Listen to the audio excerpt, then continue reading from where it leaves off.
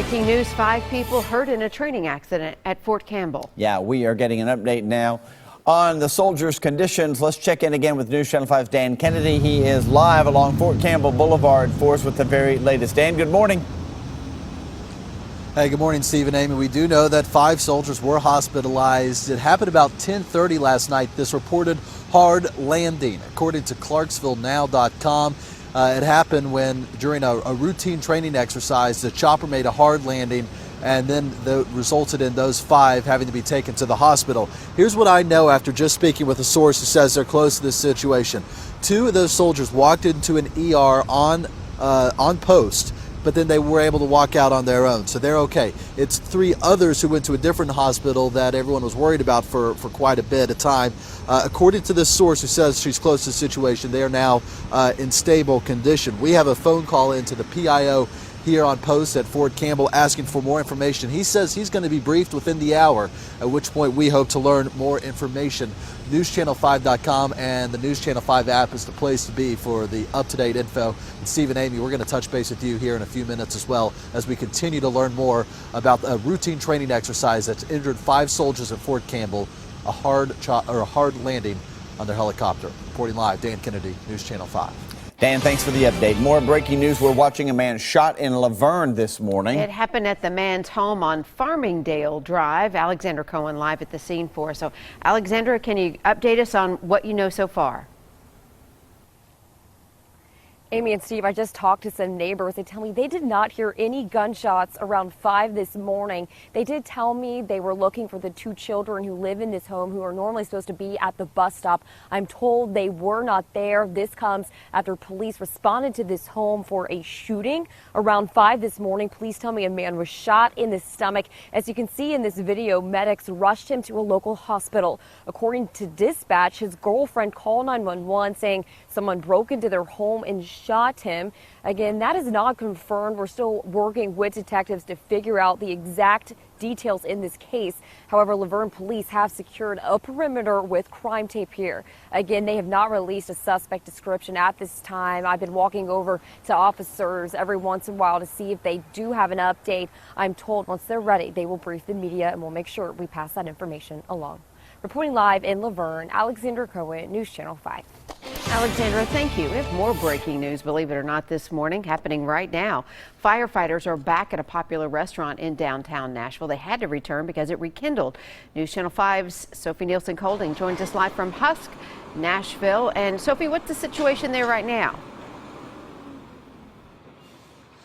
Right now, the general manager is here to check it out. I asked him if they would be open today, and he said definitely not. You might be able to see up on the roof where that piece of metal is hanging over the side. That's where firefighters were up there trying to put out the rekindle.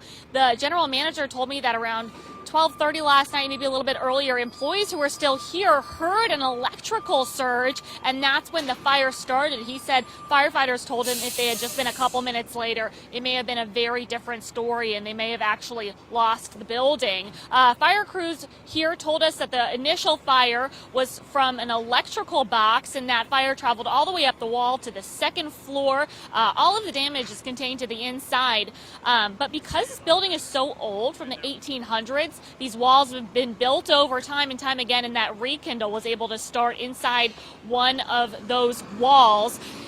Investigators told us that there is smoke damage throughout the restaurant, and earlier people could smell it standing out here. Gathered quite a crowd. Do we have some sound from one of those people who was sitting there? It's just unfortunate when a local spot like this has a situation. You know, anybody in a restaurant industry that works for tips, you know, I kind of feel for the people there too, because that's going to be a loss of income for them.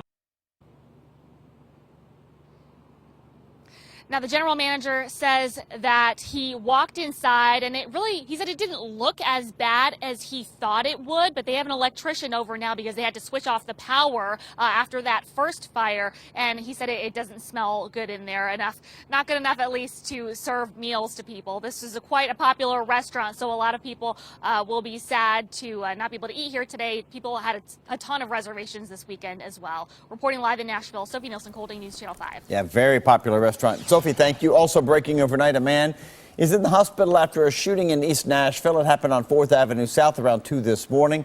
The victim says that he was shot while walking down the street. Officers are hoping to get more information a little bit later on this morning. About 3 blocks away, several cars had gunshots in them as well. Officers are still looking for the shooter. The victim should be all right. He's at Vanderbilt University Medical Center this morning.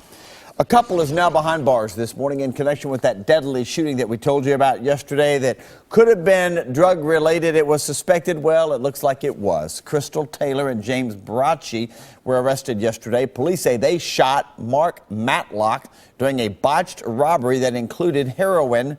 Happened on Tuesday. The 47-year-old was in his car near the entrance of Shelby Park in East Nashville.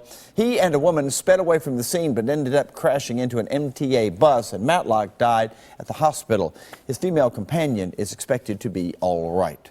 Investigators are also looking into a deadly shooting on Booker Street, which they say could have been suicide.